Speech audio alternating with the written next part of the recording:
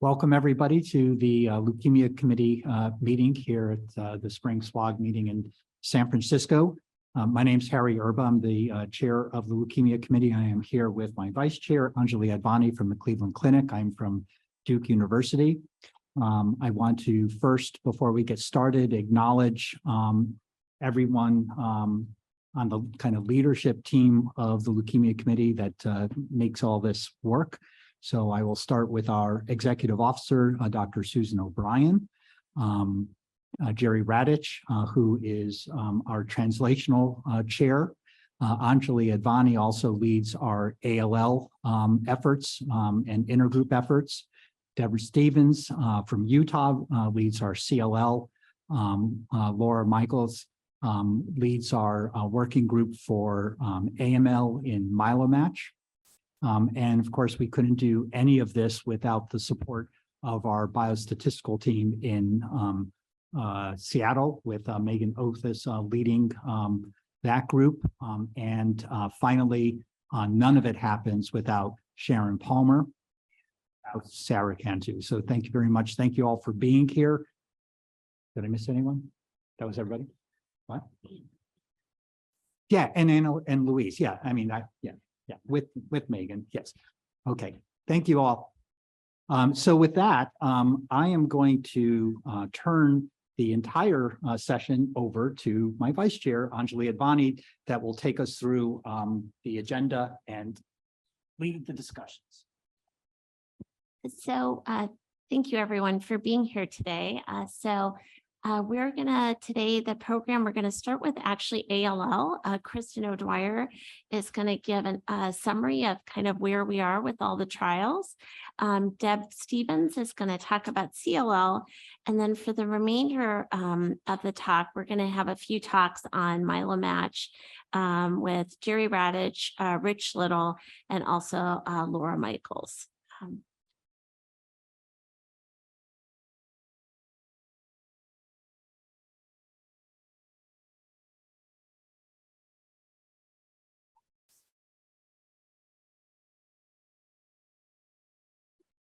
So thank you so much for inviting me, and I'm presenting on behalf of a big group of people who have developed these trials. I don't have any disclosures. So this is our active portfolio. I've just divided it between our B-cell ALL trials, and we have some, finally, we have some new T-cell ALL trials that we have developed over the last year plus. I'll start with an open trial for young adult patients with Ph-negative B-cell ALL. This is led by the Alliance by Dan D'Angelo, A041501. And this trial is using our frontline chemotherapy regimen backbone, which is a pediatric-inspired backbone regimen from the CALGB 10403 trial. But in an effort to make more patients MRD negative early on in their treatment course, this trial was designed to incorporate a randomization of an antibody drug conjugate, inotuzumab ozogamicin. So following induction therapy, patients were randomized to either receive or not receive 2 cycles of inotuzumab. And then the rest of the regimen will be the standard pediatric-like regimen with consolidation, intermittence, delayed intensification, and a prolonged maintenance. So recently, this trial, about a year ago,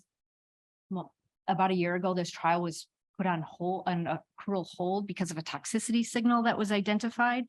All the toxicity deaths were in the experimental arm, and they were quite late in the treatment course and related to mostly myelosuppression related sepsis. So Dr. D'Angelo has been working on an amendment for this trial. And although this amendment has been proposed, it's not approved, but I was given permission to at least explain what that was.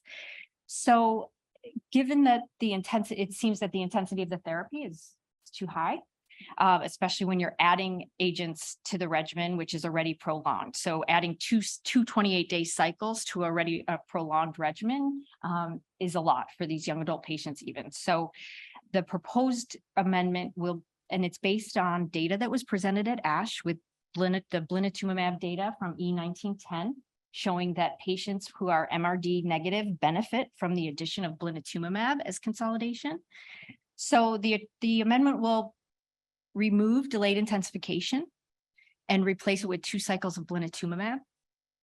And there'll also be mandatory antibiotic prophylaxis as well as growth factor support worked into this treatment. So that is a proposed amendment. Again, it's not been approved, but that is what we're hoping. And that in going forward, I know Dr. D'Angelo and Dr. Stock and Dr. Advani have hoped that this completing the accrual, which again, the accrual to date is around 279 patients with a planned accrual of 341 patients, that this will also serve as some preliminary data going forward for the next round or next generation of frontline therapy for young adult patients, whether we can start to remove some of these high intensity chemotherapy blocks because we have such good immunotherapy for ALL.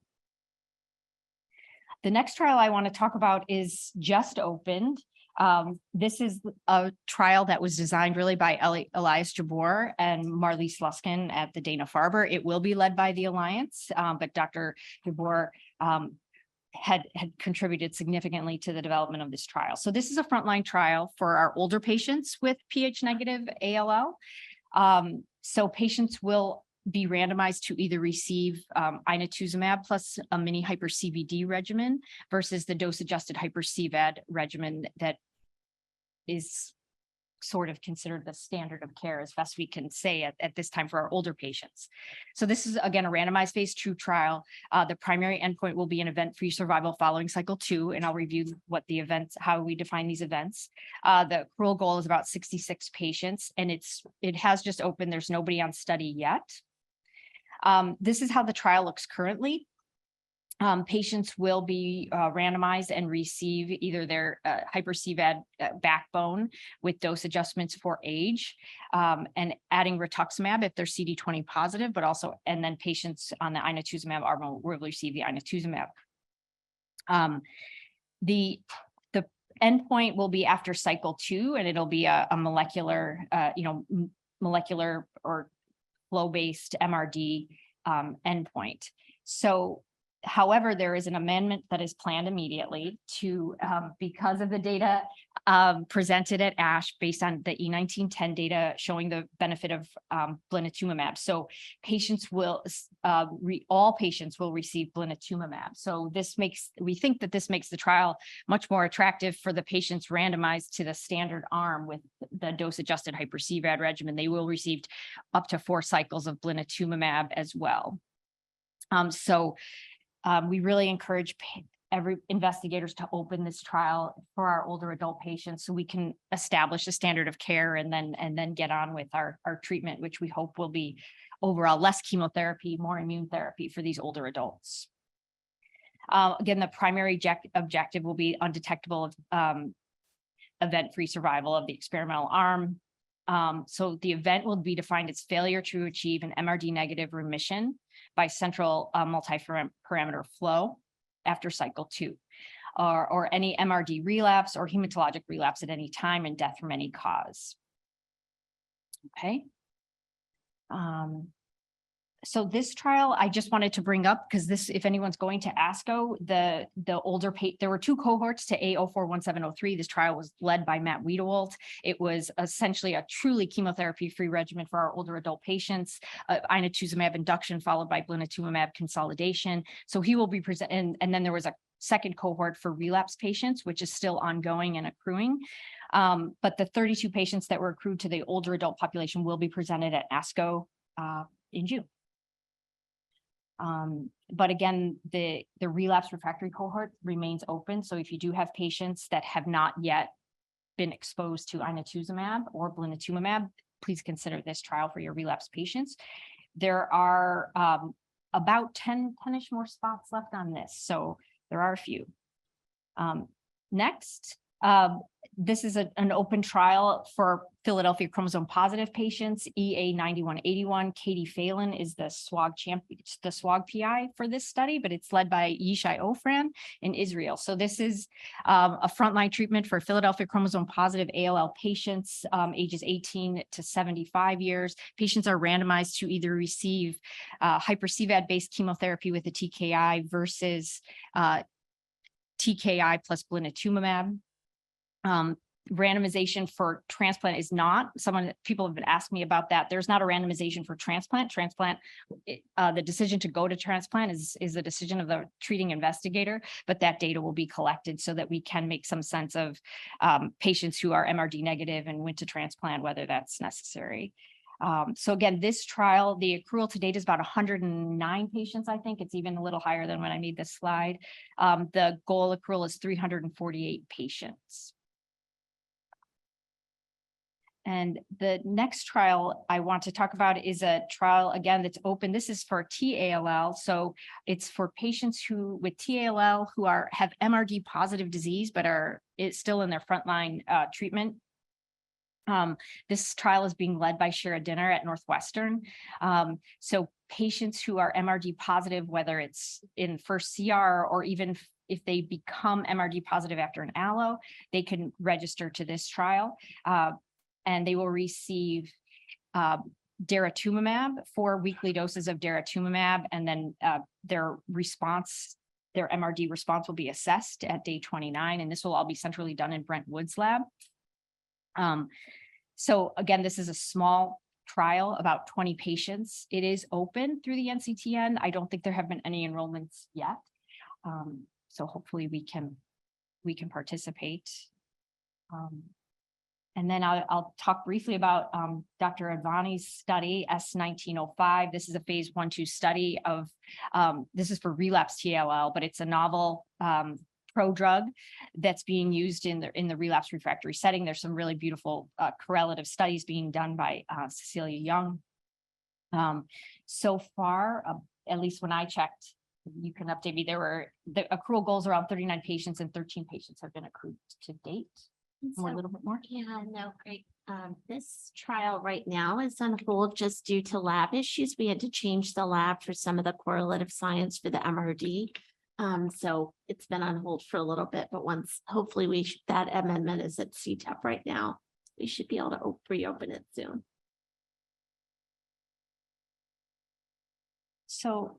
So now I'll spend the rest of the brief talk to talk about new concepts. I'll talk about the TLL trial S2306, and Dr. Ibrahim Aldos will join us virtually to talk about his exciting frontline treatment for KMT2A rearranged ALL for all ages. So this is truly a cooperative study that will include the COG. So S2306, many of you have heard me discuss this on our Leukemia Committee calls, but this is finally approved officially by the NCI. We have drug approvals as well, so this is a go. The protocol has been submitted to the PRC, and I think we have that meeting next week. So this will be a randomized phase 2 trial of chemotherapy plus or minus BCL2 inhibitors for patients with newly diagnosed TALL or T lymphoblastic lymphoma. Here I present a survival curve from the CALGB 10403 trial, which was the last trial that we had in the cooperative group setting that included T-cell ALL patients. And this is just to show that the survival by immunophenotype was similar with a pediatric inspired regimen, and it was significantly improved based on our historical controls when we used a more adult-like regimen for patients with TALL. So about 70% of patients had a about 3-year overall survival of about 70% for these patients. However, in this trial, patients who had an MRD negative response at day 29 had significantly improved disease-free survival. The problem in 10403, only about 43% of patients were found to be undetectable MRD. We do not have data specifically for the TALL patients and their MRD status, but this is approximately what has also been shown in the COG study at that day 29 MRD is prognostically important. So this trial will have 3 cohorts. The first cohort is the main cohort, and it's for patients ages 18 to 39 with TALL, and they'll be randomized to 1 of 4 arms, either the chemotherapy backbone, which is a pediatric backbone from the very large COG trial AALL0434 that includes nelarabine. So patients will either then receive venetoclax with the chemotherapy backbone, navitoclax with the chemotherapy backbone, or the combination venetoclax and navitoclax. The primary endpoint is that day 29 MRD. But patients will continue, despite the level of MRD at day 29, patients will continue on through consolidation and have a second MRD endpoint at day 78. At that point, if they're still MRD positive, they have the opportunity to enroll in Dr. Dinner's trial EA 9213 with daratumumab to see if that could be helpful, or based on the primary investigator, they can either continue on therapy if they think they're having benefit, or go off trial for alternative therapy. There are 2 additional cohorts. The first cohort 2 is for patients with T lymphoblastic lymphoma. Historically, we have excluded patients with lymphoblastic lymphoma from our frontline trials. So we'll use the first 10 patients will be evaluated for safety. Make sure that this regimen that does not include nelarabine, but is a pediatric inspired regimen, is safe for these patients. And then the second, if it's found to be safe, we will non-randomly assign the next 10 patients to receive the experimental combination of venetoclax and navitoclax. And then cohort 3 is for our older patients. We know TALL is usually a diagnosis of young adult patients with a median age of around 28, 29 years of age. But we all have patients who are older than 40 in our clinics, and there's really no standard of care here. So they will receive the similar regimen with very specific dose modifications for age built into the protocol. And then the first 10 patients will be evaluated for safety. And then the second 10 will also be non-randomly assigned to receive the combination of venetoclax and navitoclax. So here's a summary of the cohorts. And I do want to talk about the safety run-in, because that will be a really important part. We will evaluate the first approximately 10 patients that enroll in the main cohort. And all of those patients will be assigned to arm 4, which is the combination of venetoclax and navitoclax. And we will watch those patients through delayed intensification. Given the experience on A041501, that there were those late toxicity problems.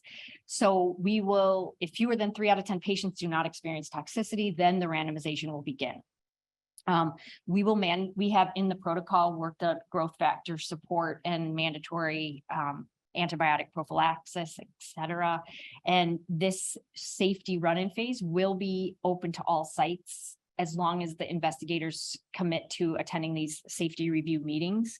We'll be looking for significant toxicities, probably mostly related to myelosuppression, given the venetoclax and navitoclax regimen. So the way that the ven-nav will be given on days 1 through 14 during induction, and days 1 through 14 in consolidation, and that's it. And so, but we will continue to watch all these patients through delayed intensification. Our primary endpoint, as I mentioned, is the MRD negative rate at day 29. There will be approximately 25 patients per arm with about 100 patients total. And we can include those safety run-in patients in our primary analysis.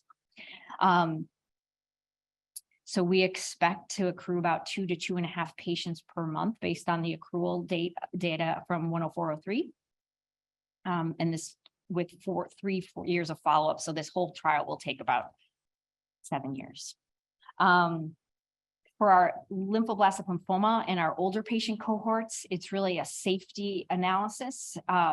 And we want to also just get some preliminary data on their MRD outcomes, describe their toxicity profile, and make a decision for hopefully the data that we identify in these 2 cohorts will help us make decisions whether or not these cohorts couldn't be included in future studies that would just be a cohort for all adult patients with T-cell malignancies. So now I want to turn it over to Dr. Aldos if he's joined online. Ibrahim, are you able to hear us?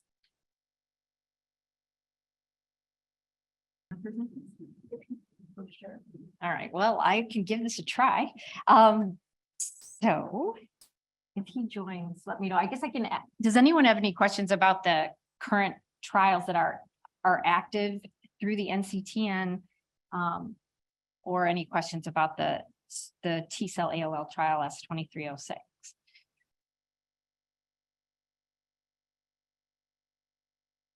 All right. So again, these are Dr. Aldos's disclosures.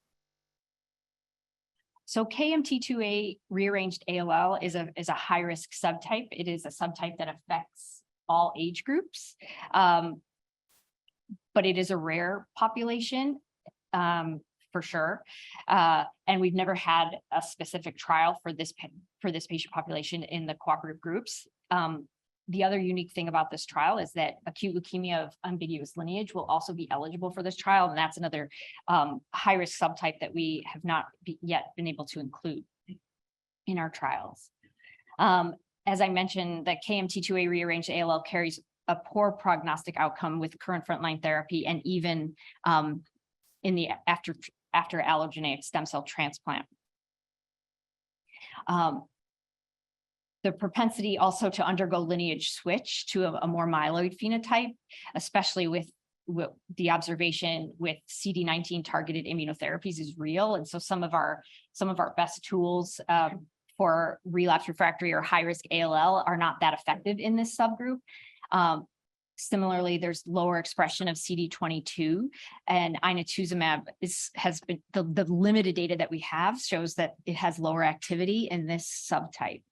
And with acute leukemia of ambiguous lineage, there are really limited therapeutic options. They're, like I mentioned, they're routinely excluded from our clinical trials, and there's really no standard of care. We tend to treat them like ALL, but really there is no standard. So the genetic rearrangements of the KMT2A leads to aberrant expression of the homeobox genes and their DNA binding cofactor. And this gene expression program causes hematopoietic differentiation block and leukemic transformation.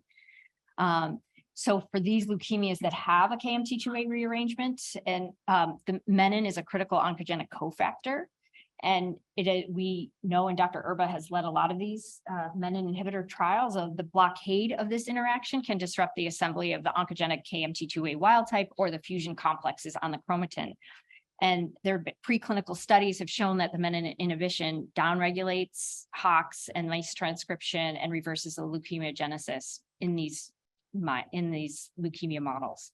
So Syndex 5613 or revumenib is a potent oral selective inhibitor of the menin KMT2A interaction.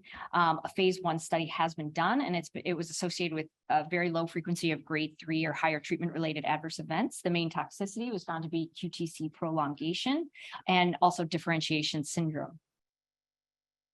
The response rate was about 59% and 33% in patients with relapse refractory KMT2A rearranged acute leukemias. The median time to response was around 2 months, and remissions were characterized by MRD negativity. So in patients who did go into remission, approximately 56% of those were MRD negative in the relapse setting, which is quite good. So the hypothesis by the group was that combining this agent with a chemotherapy backbone could be safe in well-tolerated patients with newly diagnosed KMT2A rearranged ALL or acute leukemia of ambiguous lineage. And the goal hopefully is that more MRD negative remission rates will be produced in this patient population. So there will be 3 cohorts in this study. I know there's been some late changes, but I still think that cohort A will enroll children. This must be, a little bit older, but cohort A, there will be children, I think 1 to age 18, because there are some differences still with how the pediatric approach to the ALL regimen might be. And then the second cohort will be ages 18 to 40, and then 40 and above, or 50 and above. So the younger patients and the AYA patients will receive the 10403 backbone with the addition of the menin inhibitor. And they will receive this throughout delayed intensification, and even if they don't go to transplant. Yeah, so I think the one discussion, I was telling Kristen this just over this past week, we discussed a little bit there. That was the initial plan, and there's been now some concern given the limited number of patients, the multiple cohorts, about just really looking at this in induction and consolidation And then also looking at it with blinatumomab, so kind of limiting the number of courses where it's evaluated. Just because to evaluate the safety with all the numbers of courses may be difficult because you would almost need to do a separate phase 1 for each. And there's been some concern that these patients can also get increased myelosuppression, at least in the relapse refractory studies, as more patients are being treated. There has been seen some more myelosuppression. And hopefully many of these patients, if they get in remission, will go on to transplant. And so the final details are still being worked out, but yeah, that's the one minor change. And then just to clarify why in the older patient population, so patients older than 50, they'll be the chemotherapy backbone in this setting will be more age-adjusted hyper-CVAD. And the reason we're doing that is so it aligns with the trial that Dr. Luskin and Dr. Jabor are leading for our older adults, randomizing the inotuzumab mini hyper-CVD versus the dose-adjusted hyper-CVAD. So trying to keep our age groups in the BALL population aligned so that we can compare and have good outcomes data for these patients, we hope. So the study design will be a dose escalation scheme for successive cohorts and patients in arms A and B. Again, the menin inhibitor will be combined with during induction consolidation, and patients will be monitored for toxicity, and then they will continue on with consolidation similar to all patients. I don't know what else is in here. This is fine. So here is I guess this is maybe a less up-to-date schema because there will be for this setting, I guess it makes sense because we won't be enrolling anyone age 1 to 16 or so. So, but for our AYA patients, this is essentially the schema based on the 10403 backbone regimen. So induction plus the Syndex, it'll be given on days 10 to 28. And in consolidation, again, 220, days 1 through 28, and then again, 29 through 57. Blinatumomab is going to be incorporated into this trial with the menin inhibitor. I know I mentioned earlier about the lineage switch potential for this subtype of ALL, but given that there's a menin inhibitor, I think that investigators thought that this could be a safe treatment block for these patients. Forgive me for Great. And then the interim maintenance, during interim maintenance, which is, Capezi style methotrexate and asparaginase. So they'll also receive the study compound in this trial. In the cohort the older patient cohort getting hyper-CVAD and Syndex, they'll receive 2 cycles of blinatumomab with the Syndex compound, and then go on to further maintenance or further blinatumomab. So here's some of the dose escalation plans for the study drug. So this has clearly been thought out already.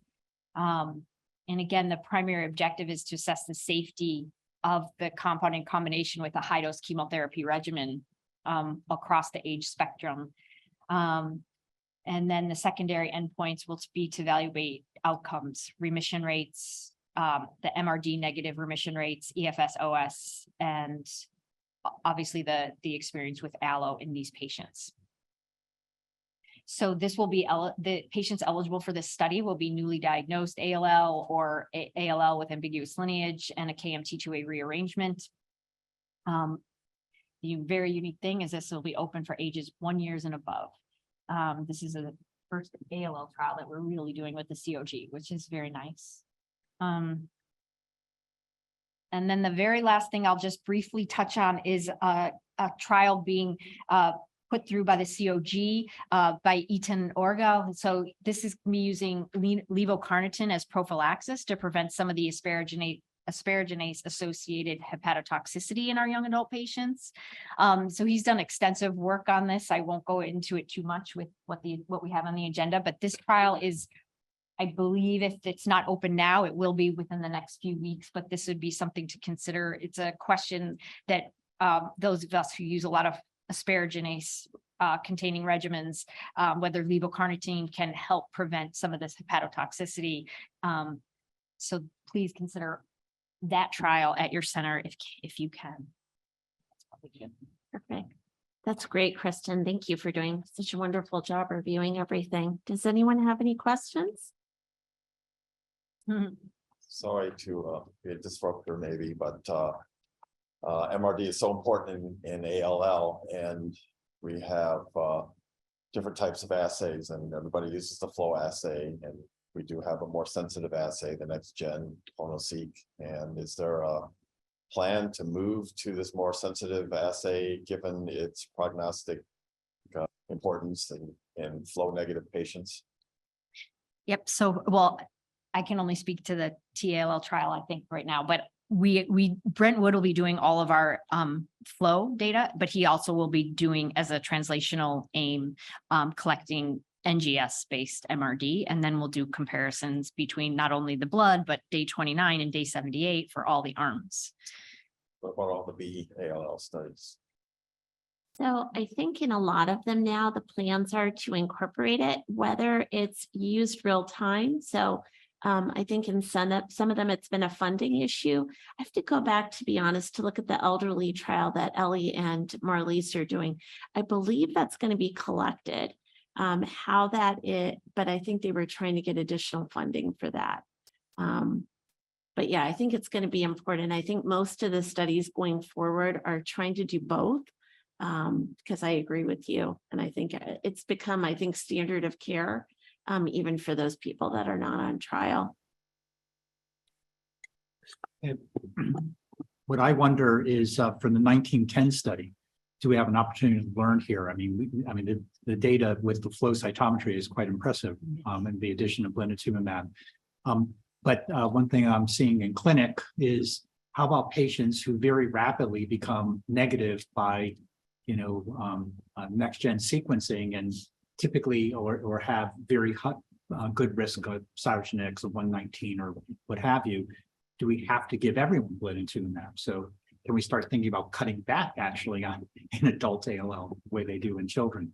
So I think it will be important data. I assume they have samples in 1910. And I would love to see clonoSEQ say, yeah, we'll do that for you for free. If they're in the room.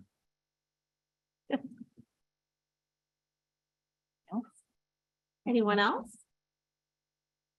Thank you, Chris. Thank you. Well, as Kristen's leaving, just for the record, I don't have a lot of experience. I didn't lead a lot of menin inhibitor studies.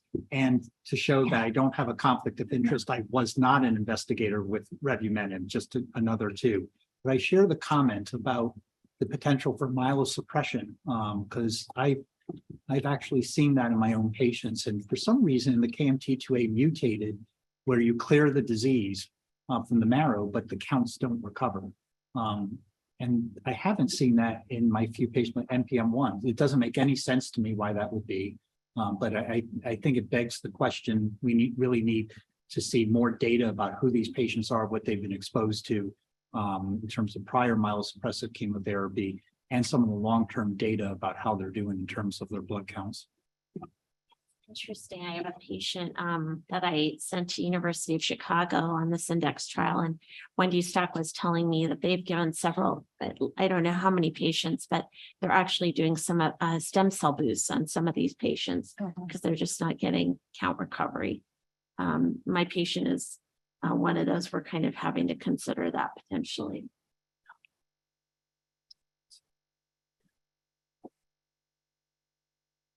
Thank you. All right, so next, Deb Stevens is going to give an update on the CLL trials. Oh, that's okay. Are they all on the same deck here?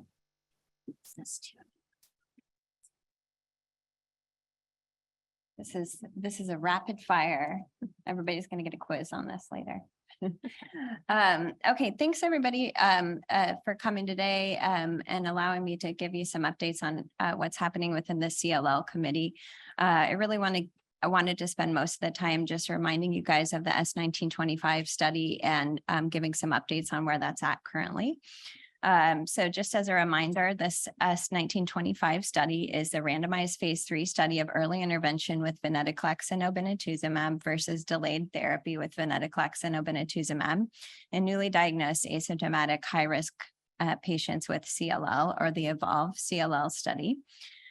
We've got a great working group within the CLL committee, and you can see some of the folks who are participating here on this slide. As you all know, with asymptomatic CLL patients at diagnosis, the current recommendation remains watch and wait. And this is mostly due to the fact that prior early intervention studies, including older chemotherapy drugs like chlorambucil and fludarabine, did not show an overall survival benefit when used in early intervention. Interestingly, we are going to see results of a study, a similar study that was done with ibrutinib, and those results are going to be presented at one of the meetings this summer. So stay tuned for that. We do have some nice predictive options that we can use to predict which patients are going to be highest risk of early relapse and mortality. The CLL IPI score is a really nice score because it includes both molecular and clinical characteristics, and you can see the score that's listed here. The score gets stratified into low risk, so 0 to 1 point, intermediate risk 2 to 3, or high risk 4 to 6, or very high risk is 7 or more of these points on this scale. And you can see here that 5-year overall survival in the high risk group is only 50%, and the very high risk group is only at 19%. These patients who are in the high risk group, less than half of them are going to be treatment free at 5 years because their disease typically progresses a little bit more quickly than the other group. And so this has been identified as a group of interest for early intervention. And of course, the treatment landscape in CLL continues to change, but really has firmly shifted from chemoimmunotherapy to targeted therapy. And the combination of venetoclax and obinutuzumab have been shown to induce deep MRD undetectable remissions. The CLL14 study was kind of the first landmark study that looked at this in a phase 3 manner in the frontline setting and limited the course of venetoclax to 1 year of therapy. So this is in contrast to all of our targeted kinase inhibitors like BTK inhibitors or PI3 kinase inhibitors that are given indefinitely. So this is a time-limited course. And 2/3 of the patient, 3/4 of the patients were able to achieve MRD undetectable remissions at 3 months following therapy on this study. So this regimen is really effective, it's tolerable, it's time limited, and so it's really an optimal therapy to look at for early intervention. And so the S1925 study is designed to answer the question, can early intervention with venetoclax and obinutuzumab prolong survival in these high-risk CLL patients? So the study is designed with, these are kind of brief inclusion criteria, and I would really encourage everybody to look for these criteria because we only have 12 months to get these patients on study from diagnosis. And so their official diagnosis date has to be within 12 months to enroll on this study, and they must not require therapy by the IWCLL guidelines, so essentially asymptomatic and no cytopenias. They cannot have received prior CLL-directed therapy. We do have some stipulation for autoimmune hemolytic anemia or ITP treatment. So those patients might still be able to be included. The CLL IPI score has to be 4 or higher, or they could also have complex cytogenetics. And we have defined this as 3 or more cytogenetic abnormalities, even though there is some debate of whether 3 or more should be considered complex or if it should be 5 or more abnormalities. We have defined it as 3 or more abnormalities in this study. They need to have a good ECOG score 0 to 2 and no GI malabsorption, since venetoclax is an oral therapy. So here's the study schema. Again, newly diagnosed asymptomatic CLL patients with CLL IPI score of 4 or higher, or complex cytogenetics. These patients are being stratified with high risk versus very high risk, which, if you remember, 4 to 6 points is high risk and 7 or more is very high risk. And they're being randomized 2 to 1 to early versus delayed therapy with venetoclax and obinutuzumab. We're using kind of the standard regimen where obinutuzumab is given for 6 months and concurrently venetoclax is given along with that 6 months and given for an additional 6 months. So a total of 12 months of venetoclax therapy, and then the treatment is discontinued. Primary endpoint of this study is overall survival. And we have an accrual goal of 247 patients. We have several secondary objectives that we're looking at, including safety in this population, overall response rate, duration of response, MRD status, time to next treatment, PFS, and quality of life. We have several translational endpoints included, looking at several different factors with MRD and resistance to therapy should that develop. I just wanted to give you an idea of how we calculated the sample size for this study of 247 patients. For those patients in the high-risk CLL group, we calculated at the time of study opening was for their 6-year overall survival was 60%. And this is based on the fact that high-risk patients who were treated with venetoclax-based therapy had 3-year overall survival of 60%. And there's a median about 3-year delay from the start of therapy to diagnosis for this high-risk group. So our hypothesis is we can improve the 6-year overall survival from 60% to 80% with the early intervention, and we'll have 87% power with a 2-sided alpha of 5% here. We initially estimated our accrual time for 4 years. This is going to be longer than this. We did not predict to have a pandemic in the middle of our accrual. So that definitely slowed down the accrual. I wanted to just throw out a few tips for when you're talking with patients about this study to get them interested in enrolling. And I think that I'm always most successful at enrolling patients when we really start at their initial diagnosis. And I always tell them, I'm going to check your labs for CLL related risk factors. If you have low risk, that's great. We can watch and wait. And fortunately, if you have high risk disease, we do have this treatment option to offer. And I think that, people, when they're really introduced at that right up front, they are really interested in the study and often do enroll. Just a note that venetoclax and obinutuzumab are provided by the study, whether patients are randomized to early or delayed arm. And so this is a nice just added financial benefit for the patients. So the current status of this study, it opened in late 2020. Of course, you'll note the date is right in the middle of the pandemic. It actually activated in Canada last year, and they've started accruing patients as well, which is really nice.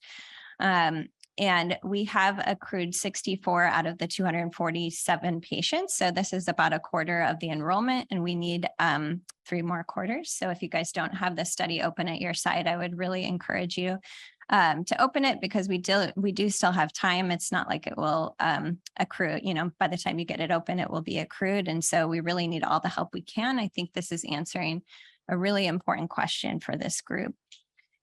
So that is my update about the S1925 study. I will tell you that there's a lot of other activity going on within the CLL groups in the different cooperative groups. You guys, yeah, go ahead. Min Feng had a question about sure. the study in the chat. But I've got it. I don't think Ready? I can see that. She wants to know if the complex cytogenetics is by karyotype, fish, or a combination of both. It is by a karyotype. Just karyotype. Mm-hmm. And so the other cooperative groups also have studies that are ongoing. You all likely know that the ECOG and the Alliance studies, one was for the ECOG study was for younger patients, so patients less than age 70, and the Alliance study was for older patients, which is greater than age 65. They have completed accrual on those studies, and it is of note, we're not allowed to present the results of the Alliance study because those results will be presented at ASCO this year, and they haven't released, but keep a lookout for the oral presentation, which is happening on Tuesday at ASCO this year. What we do know so far is that the study did an interim analysis, and it compared obinutuzumab and ibrutinib to obinutuzumab, ibrutinib, and venetoclax. And they found that the 3-drug arm did not improve the progression-free survival. And so patients who were still on the 3-drug arm were given the option to go off of study. So it's kind of an interesting finding. You know, we have all these nice drugs and you think, you know, maybe 1 is good, 2 is better, maybe 3 is even better. And it might not be the case in these older patients with CLL. And so that'll, I think, be a really important study. So look out for the results of that. There are a couple of studies that are ongoing and planning right now. The ECOG and Alliance Group are both looking at frontline studies again for the kind of the next study to open. So those will be available once those are completed. And then Dr. Shadman here is going to lead our next effort, which is going to be for patients, a frontline study for patients with Richter's transformation. And so I think that should be a really exciting study, and we'll share some more details with you when we're able to do so. You guys have any other questions?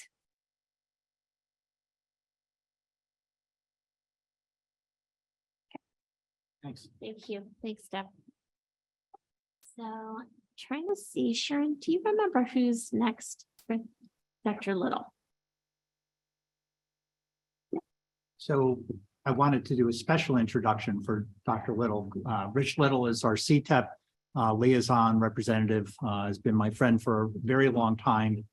We have met at this meeting over the years to brainstorm MyeloMatch. And yesterday in the closed session, he gave an update of where we've been. And, you know, when you're in the trenches every week on conference calls and dealing with this, that, or the other thing, you don't realize how far you've come. And so I invited Rich just this morning to present those slides here to give all an update of where we are in MyeloMatch and how close we are to launching this whole thing. Thank you very much for that nice introduction and for the kind invitation to present to this group this morning. I'm really happy to be here. So MyeloMatch, as you know, has a number of important aims, and I just kind of want to put this in perspective. You know, we want to create this rationally designed portfolio that should make everything easier. But to do that, we have to have an infrastructure, and that's what we have been working on.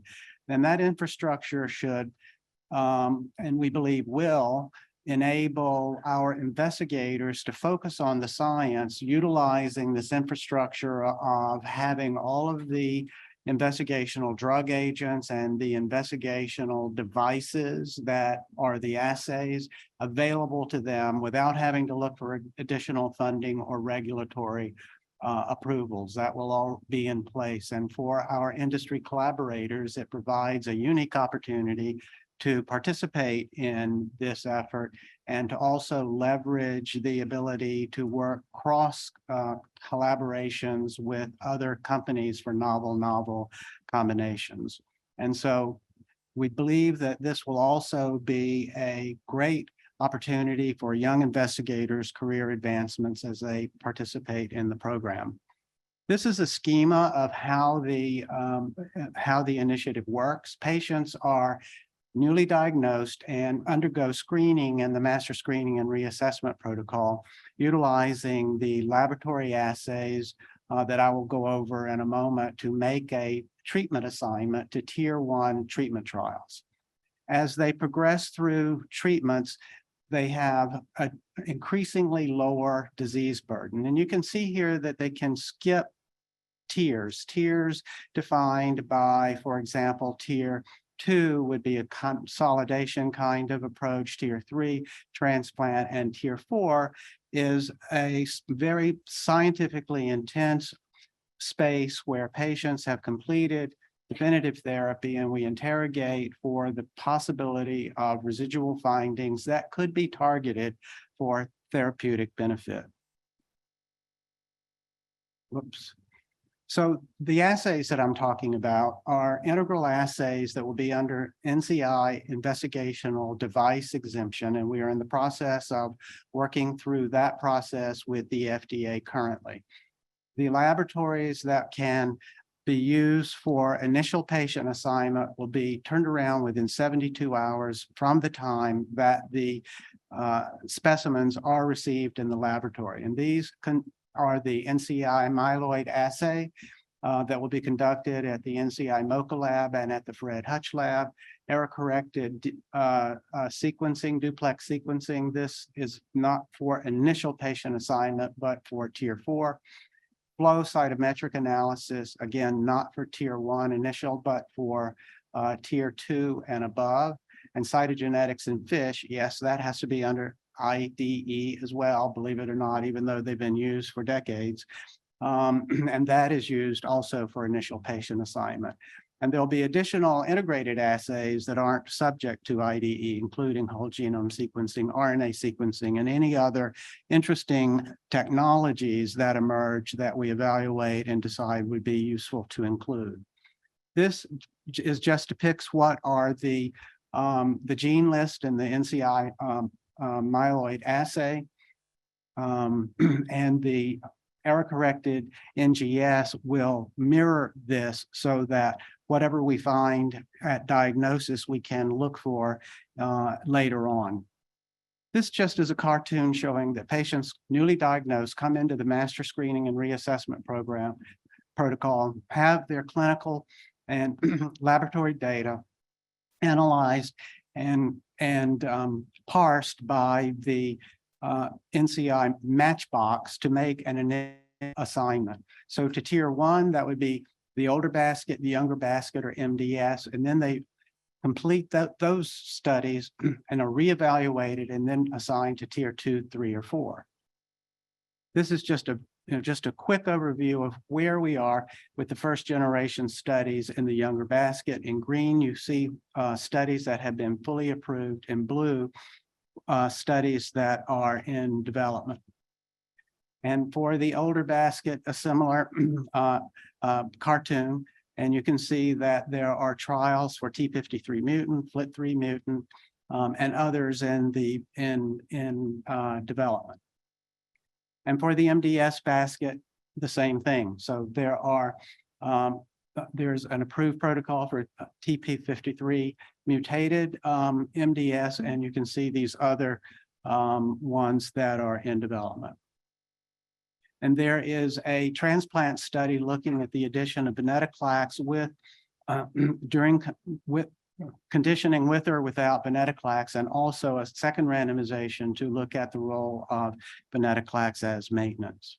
And these are all driven by primary endpoints of MRD CRs so that you get an early signal of activity. And the reason that we're doing this, and these are relatively small studies, is to try to develop a strategy so that the history that we have unfortunately experienced of large randomized trials being launched and many times being negative, that instead of doing that, that this will provide the kind of data that can be utilized to prioritize what are the trials that should go to phase 3 testing, and whether that's done within MyeloMatch or our company collaborators would want to do it outside of NCI. All of those things can be decided once you have a good signal. So what is the current status? So it says here 20 MyeloMatch specific. I got an email this morning. We have 2 more. So it's 22 MyeloMatch specific and CTEP wide clinical research agreements in place to support MyeloMatch, the master screening and reassessment protocol, and three tier 1 sub-studies that have been selected for the initial IND filing, and those are ready to be submitted with the IDE application. And we are working on generating additional data that the FDA identified would be useful for our IDE application for the molecular work. And so the plan right now, we're on schedule to submit the IDE and the IND to the FDA the second week of June. There are 10 concepts that have been submitted and approved by the NCI Leukemia Steering Committee, and 7 of these, and I can change that to 8 now, have been approved by the industry collaborators. And so there are 2 in review, still pending collaborator agreement. We have 12 additional concepts that are in development, and you can see listed across the different baskets here. So the contracts to support the 72-hour turnaround are completely in place for the molecular cytogenetics in fish, And the contracts for the laboratory to perform flow cytometry are in place, and the contracts for the error-corrected next gene sequencing are being finalized. The informatics component to support all of this for patient assignment, patients tracking, and longitudinal data collection are on schedule to roll out at the end of June. And one of the important things here is that as patients go through this master screening and reassessment protocol and have successive protocol assignments, that this data will be centrally housed so that access to it from across the NCTN will be facilitated. And so looking for the data will not be difficult. It will, and so this will provide rich opportunities for post hoc analysis and collaboration across the groups. And that data management system is already in place and has been used in other NCI precision medicine initiatives. I just want to touch briefly on what Tier 4 is. It is intended to validate assays that can be used to identify remaining targetable disease after definitive therapy. And so there are regulatory requirements that we will have to meet so that we can use these as integral assays for patient assignment and evaluation. And so the FDA will want us to show that we can reliably and accurately identify leukemia and MDS-specific genomic findings after completion. And so it must be part of the IDE for MyeloMatch. We're working on putting that into a pre-submission with the FDA to get additional information on that.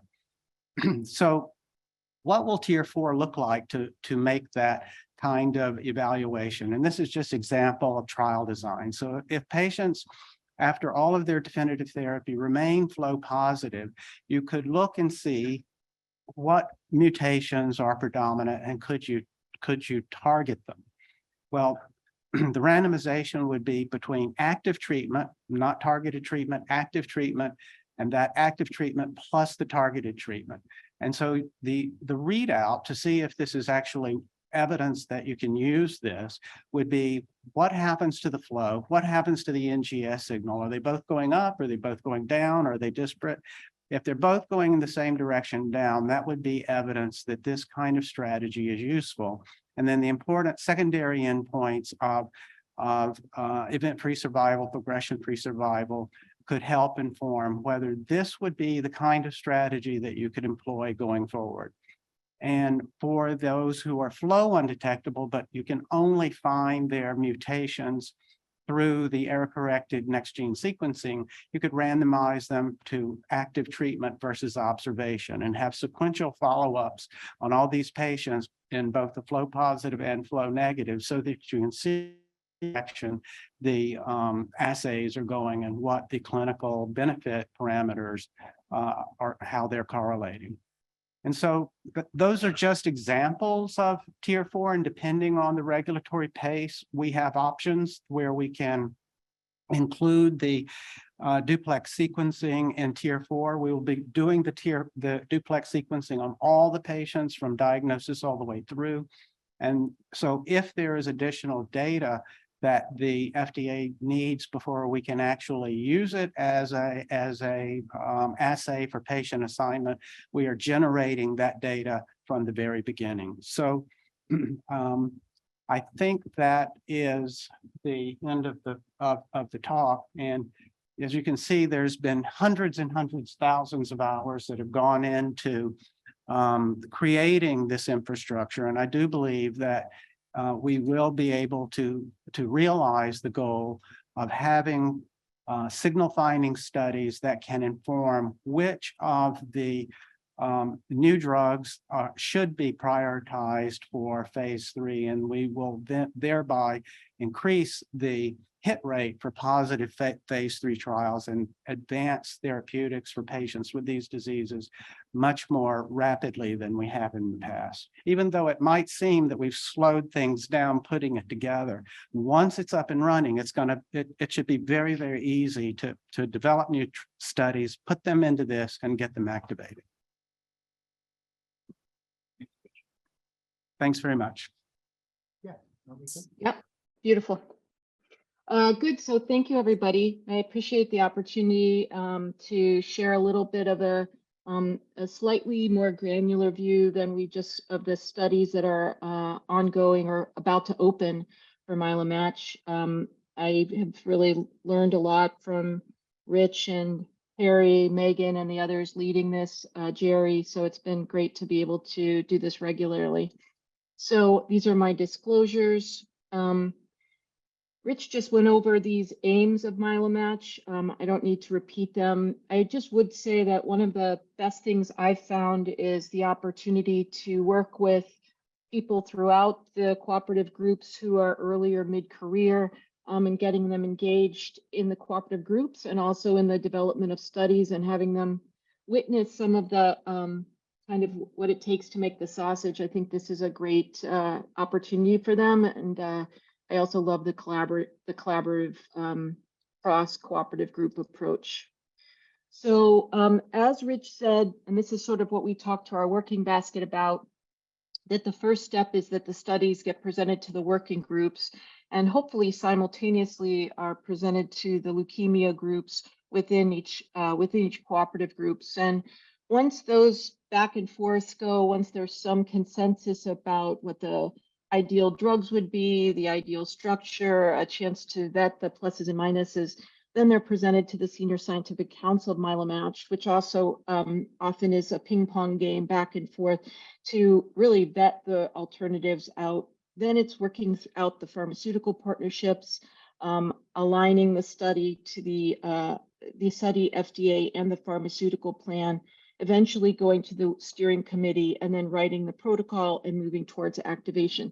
So this is sort of my less sophisticated view of how it happens, but I think the back and forth is very interesting and does allow people to really understand how thoroughly they need to think about the details of their studies. So this is the younger basket, and Rich presented a picture similar to that. And the ones that are most forward in ready to be going through as the high risk, which is led by Paul Shammy and is a SWOG study, the non-high risk, which is a Canadian-led study, and then the ECOG study here called the ERASE study, which I'll go over. And this is just a different way to look at it. Again, when we think about tier 1, these are newly diagnosed patients just entering their treatment. And this dark blues are awaiting activation, the MM1, YA-SO1, and CTG01. And then also this one is tier 2, meaning that this will be for people who've already passed their first treatment regimen. And all three of those have NC numbers and are awaiting activation. They've been approved by the Leukemia Steering Committee. So you've seen Dr. Shammy present on this study. This is for newly diagnosed patients ages 19 to 59. The estimated accrual is just over 260 patients, and there'll be a 1-to-1-to-1 randomization of traditional 7+3, 7+3 plus ven, a quote unquote lower intensity arm of aza-ven and CPX-351. So this will be a really great way to see if how the toxicities and efficacies stack up when you incorporate, for example, aza-ven in those with high risk AML. This is his schema, which is basically what we just talked about. And then after treatment, they'll go back through the molecular screening reassessment to determine if they are MRD positive and could move on to the tier 2 ERASE study.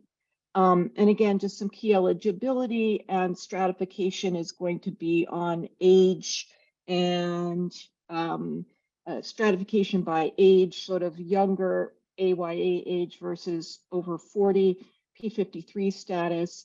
And then the null hypothesis is an MRD negative CR rate of 35%. So this is, and this has the outcome will be on a MRD negative CR. The intermediate risk AML study, which is being run by the Canadian group as a 3-arm study, again, with the utilization of aza-ven for intermediate risk patients. And then the ERASE study is for patients who are already treated on a MyeloMatch protocol who are found to still be MRD positive, and then they would be randomized to a sort of strong consolidation, one might say, with cytarabine, ven, CPX plus ven, or aza-ven in this clinical trial, which will be led by ECOG. Now, for the older patients, we have also a series of studies, some of which are a little bit farther along than others, and is 2 are part of the first wave that will open. These 2, one is for FLT3 or for TP53 mutated AML in patients, and this is actually fitness agnostic. And then the second study would be those who are FLT3 mutated. And both of those have been approved by the Leukemia Steering Committee and are awaiting activation. We also have a study on IDH mutated, which is relatively far along, but will not be one of the first wave of studies activated. And finally, we have some that are really well developed, but not yet to steering committee, including one for NPM1 and KMT2A rearranged, one for IDH1 mutated, and then we're still working on ones that would be for those who are HMA refractory or those who don't have a target or lesion.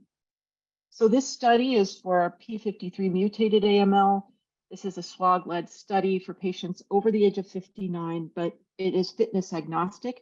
People would be randomized to oral decitabine and venetoclax versus oral decitabine, venetoclax, and magrolimab.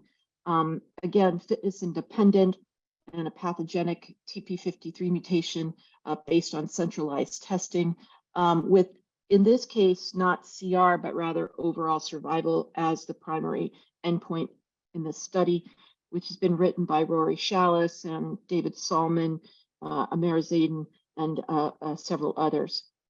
And this schema again shows some key eligibility. The stratification will be age 60 to 74 versus over 75. And then also, given the understanding of allelic burden in P53 disease, you'll be stratified by high versus low at the cut point of 40% VAF. And again, this will be at least in the control arm oral regimen, and then the magrolimab will be added to the investigational arm with overall survival as the final endpoint. The maximum sample size of this is about 89 patients, with the idea of accruing in 15 months, the accrual finishing 15 months after the last patient is randomized. The FLT3 study is also one of the first studies that will open in that first wave. This study is for individuals who are unfit but over age 18. So, for example, this study is age agnostic, while the last study we talked about was fitness agnostic. But if you're unfit with a FLT3 diagnosis, then aza-ven versus concurrent aza-ven gilteritinib versus a staggered schedule of aza-ven gilt. And you can see here the differences between arm B and arm C is that here gilteritinib given with venetoclax day 1 through 28, which really early signs is this may be relatively myelosuppressive, versus one where the gilteritinib is given a little bit later and on a slightly shortened schedule, perhaps less myelosuppressive, although we don't know for sure. Stratification here is at age 70, and then also VAF of the FLT3 mutation as indicated. And then finally, no prior HMA, venetoclax, or FLT3 TKD would be allowed in this study. And this I just wanted to point out, this is the IDH2 study. Also, this is not in the first wave, but this is going to be a SWOG-led study. And this study was just reviewed by Leukemia Steering Committee and is moving forward with an all-oral regimen of CDEC venetoclax versus CDEX venetoclax and axitinib. So not finalized yet, but this with a triplet safety run-in, we hope to be able to treat IDH mutated AML on one of these 2 regimens. So I'm going to repeat a little bit of what Rich said here, and that's just, I do think that the MyeloMatch has patient benefits benefits to the enrolling sites and also benefits to the pharma partners. But I do think that those really are only become truly visible and truly clear once we are finished building the infrastructure. And I see this as, these initial studies open and we start to really socialize and get things going. And that works out the kinks, works out patient assignment problems, and it really allows people to understand MyeloMatch as an infrastructure and as a paradigm for treating patients. And once we get these initial studies open, then that infrastructure stays there. And now we've got our next wave with additional tiers for treatments. And finally, data accumulating from those initial studies means that we've got more competition. We're capitalizing on the contracting that we've already done. We're building on the results of prior studies. And ideally, what this leads to is patients with AML living longer and living better lives because we've built a way for them to be a way for them to be treated on a large scale cooperative group infrastructure, which I think would be really incredible. And, the other thing I always say is, we could wait to do it, but why not do it now? So I just, thanks for the opportunity, and I'm happy to take questions, as I'm sure Rich is. Thank you, Laura. I think someone is coming up to the mic here. Pete Zareski, Amgen Medical Affairs. I've been always impressed with the MyeloMatch system. I think it's really going to identify the best treatments. But how do you feel how do you vision it's going to affect, if at all, the registration process? I mean, maybe we don't know, but I just thought I'd ask.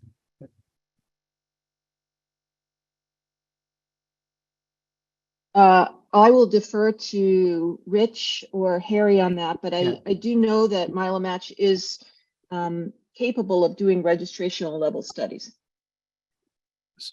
So I assume that means FDA labeling. So I think that if a company collaborator wants to go for accelerated approval based on the MRD early endpoints, then we would support that.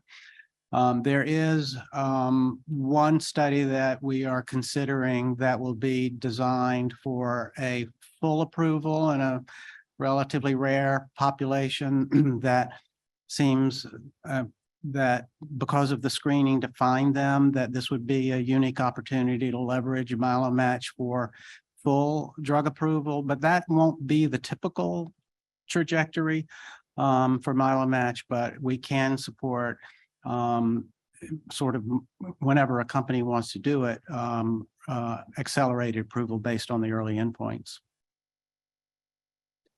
Just to pipe in here, there's a project I'm working with the foundation of the NIH on MRD and AML. There's that has participants of 20 biotech companies and pharma, and one of its goals of the 4 aims is to consider MRD as possible surrogacy in trials, and the FDA is part of that, is encouraging us to figure out how to standardize MRD and how to basically bring it in so it could be really used kind of as a rigorous endpoint. I think it's a bit of a pipe dream, and I'm not sure if we'll actually get there in 3 years, but they're at least at the table and want to now entertain the idea that some of these early markers might actually be good enough for some labeling stuff. We'll see.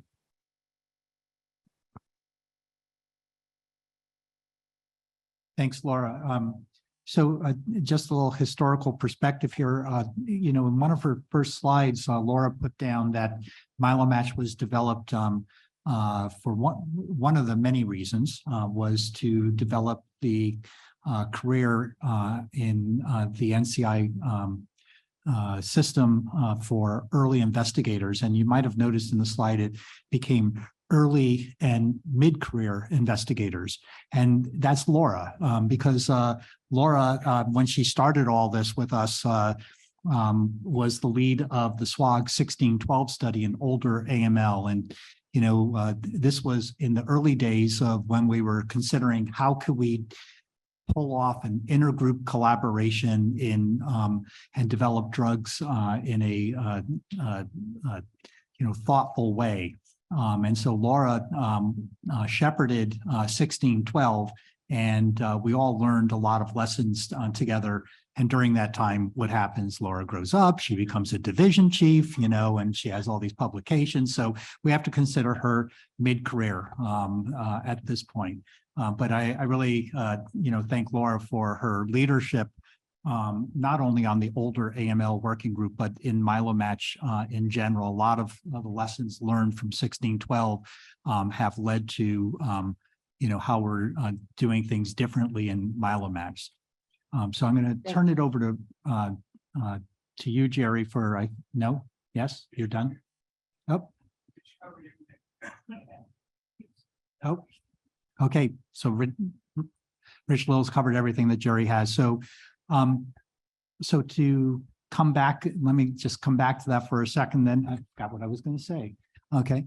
But, I think the exciting part of this is that, if you look at what we've been presenting for the last few years at this meeting for AML, we really haven't done anything. But that's because this is true in all of the groups, ECOG Akron, the Alliance, our Canadian partners in the Cancer Trials Group of Canada, and SWOG. We've all bought into this collaboration to make it work. And because of that collaboration, I think the NCI has seen how collaborative the leukemia committees are and are going to fund this. And, this is one of the 3 match programs. There's IO match, there's combo match, and there's MyeloMatch.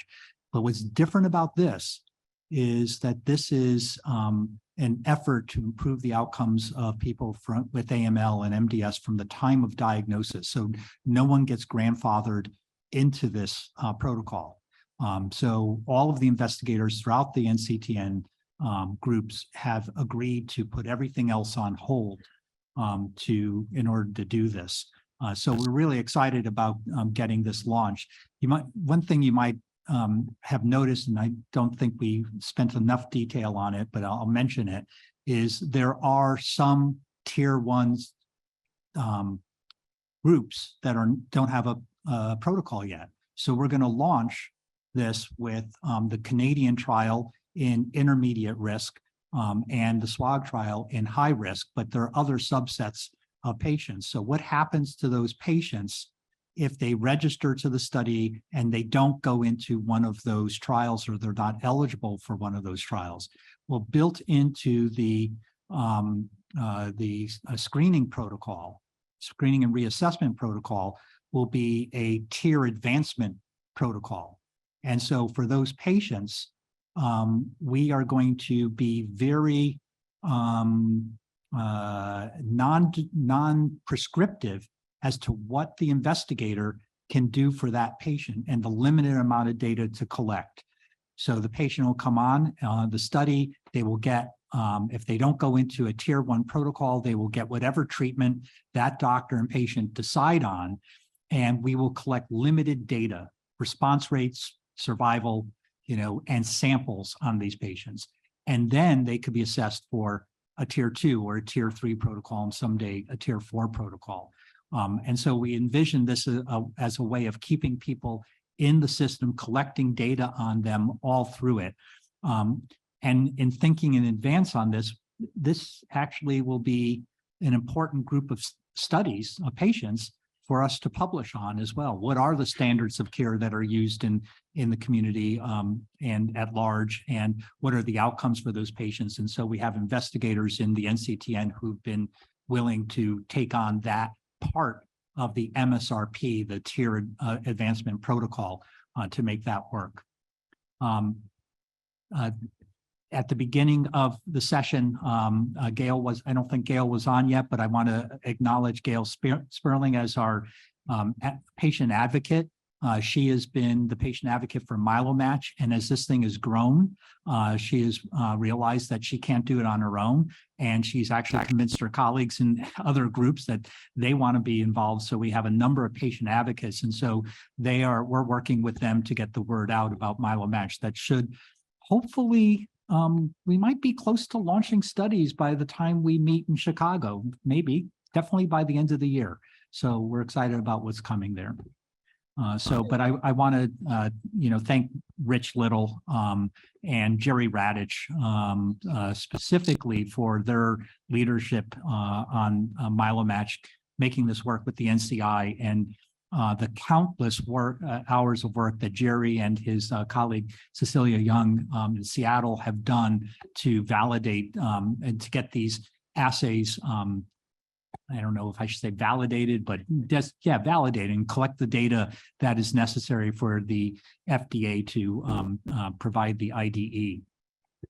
And I'll finish my part before turning it back to Anjali by just saying, when I was an executive officer before I became the chair of this committee in 2012, I was an executive officer during the time that the NCI asked the Institute of Medicine to do a report on the future of the cooperative groups. And I keep coming back to this, that the last paragraph of that report was, we will not make advances in the care of patients with cancer until and countless lives will be lost until we work together at all levels with every stakeholder, from patients and patient advocates all the way through the investigators, the institutions, the insurance providers, the drug companies, and the FDA. And I think MyeloMatch is an example of that kind of effort. And it just takes time to change tradition, to change the way we've been doing things. So no apologies for it taking this long. I would do it again in a second. I wish I still had a lot of the dark facial hair that I had back when we started, but I would do it again in a second. Okay, Kristen has a question, but I'm going to turn it over to Anjali. Oh, go ahead. So, in this morning, before coming to this meeting, I was on an ALL call, and the topic of, access to clinical trials. And given we're in a time where many of our clinical trials offices in our institutions are under stress and limiting the number of trials we can open. And so the conversation was, there was a very prominent academic medical center in Florida who said that they're been told that they can't have they're deprioritizing cooperative group trials. And many of us were like upset to, that they've been told that it can't make up more than 10% of their portfolio. Given our efforts and our support, this is going to be amazing in all the trials that are done in this group. I just feel like a lot of places might think that as well. And is there going to be sort of maybe a messaging from the NCI, how important these things are and everything that's gone into them? Because I think it is a real problem, and I fight back on this all the time and have to push through. But Rich, you want to talk about that? He's going to mention some things, but it hasn't been lost on the NCI that this is going to be an issue at the sites. We see this as maybe large, prominent academic centers will feel that way, but we think the NCORE sites are going to be really excited about this kind of opportunity. And just to give you an idea of how much the NCI is invested in this, one of the major hurdles that we will all have in getting these trials up and going are the beacon builds, right? Yeah. The builds in Epic. And behind the scenes, the NCI has created a group of pharmacists who are actually going to develop an Excel spreadsheet of exactly what has to go into this, which we've never had before. And that's being done for this. But I think even in the academic centers that are mostly NCI designated centers, there should be pushback on this. Like, this is super important, and it shouldn't be left to our NCORE site. So I hope the message should especially go out to our NCI designated elite cancer centers. I agree. Rich? Well, to the extent that some of those are LAPS sites that get special funding to do this sort of stuff, I would anticipate that they would open studies. Certainly hope so. If they don't. But I think what Harry said is really key, is that there will be a number of studies that when the MyeloMatch portfolio is really robust, will have treatment for newly diagnosed patients all the way through their treatment journey. And that will enable the collection of all this data that will then be so informative and necessary. And I think the ability to help with the beacon bills to for the regulatory aspect, the burden of that is going to be taken on completely by NCI. So all of the interactions with the FDA and that kind of thing will be done by the NCI. So a lot of the burden is decreased. Now we don't have a perfect system, and everyone knows that it is not funded as well as we would all like it to be. You know, hopefully, funding will increase for the program. I mean, I'm hopeful that it could, and I think that when we start to interact with the sites on this, we will listen to what the problems are and try to help solve them in real time. But it's a real concern. And everyone recognizes it. Having the central IRB, having many of these trials, the agents, the experimental agents, all the drugs will be free to patients. So there are many advantages to opening these trials and having them available to patients that those centers are serving. And hopefully all of those will help overcome some of these barriers. And I think, in terms of AML, look at where we're going. We're developing clinical trials for very specific groups of patients. So, a day in my life or your life is a patient comes in and you need to screen them. And what do? You screen them for this sponsor's trial with a FLT3 inhibitor and this sponsor's trial with a menin inhibitor and an IDH inhibitor. And it's impossible. This is going to be much easier for patients. They get screened, and then we will give information back to the investigator. This is what they're eligible for. And if the patient isn't eligible for a trial, just treat them. Okay. And if they are eligible for a trial, they have a trial right there. So you only have to screen once for the trial for MyeloMatch in general. There are operational efficiencies once we have this built that will be very attractive to the sites and to patients. The second thing I would say there is, these are not industry-sponsored trials, and the FDA hopefully seems to be coming around to the idea that we don't have to collect as much minutia as we do in trials. At least that's been some of the one of the projects that's come forward from the FDA of being much more practical in what we're collecting. And I think cooperative groups trials are exactly that. I mean, we'll get some baseline demographics. We're going to get, the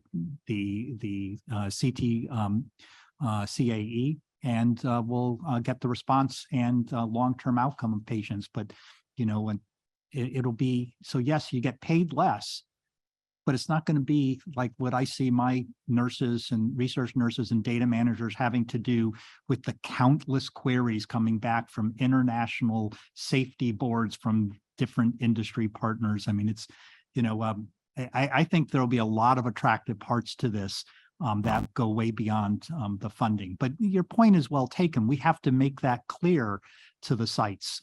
And so one of the things I thought Rich was going to bring up is that we have had in one of our many groups of countless meetings, meetings with patient advocates and what do you call them? The news people. So like Frank DeSantos for SWOG and others, to get the word out about what MyeloMatch is and what it'll mean to your institution. So your point is well taken.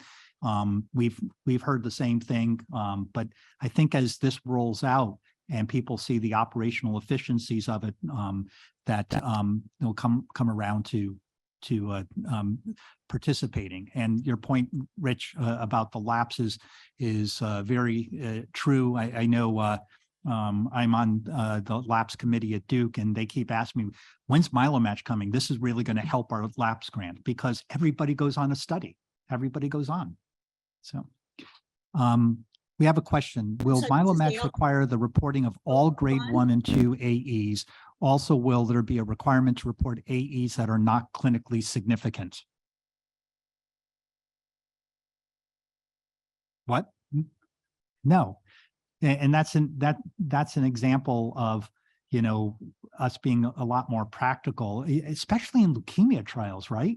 I mean, everyone has AEs in a leukemia trial, and and as soon as they're admitted, it's an SAE.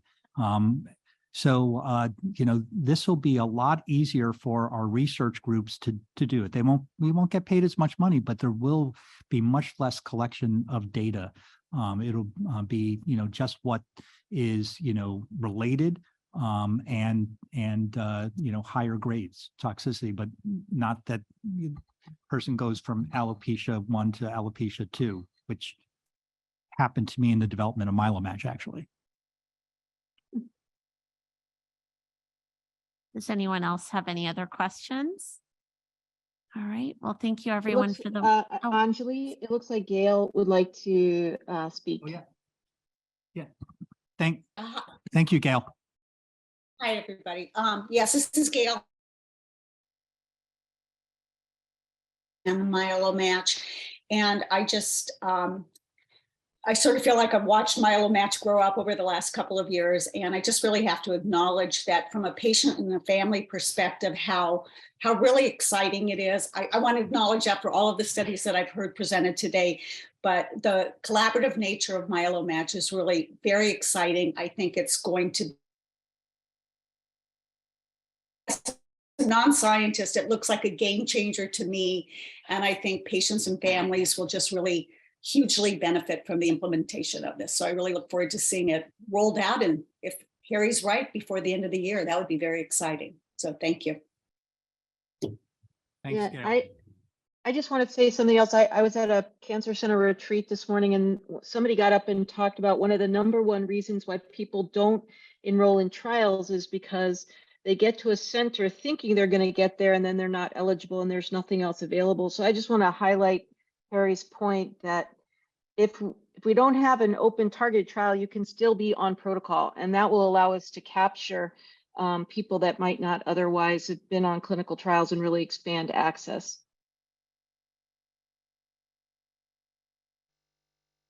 Yeah, I mean, the eligibility for these clinical trials are not going to, you know, be the, you know, the 8 inclusion and 45 exclusions that we typically see in sponsored trials. Well, thank you everyone for the wonderful discussion and the wonderful presentations. And I think that's the end of the session. Thank y'all. you.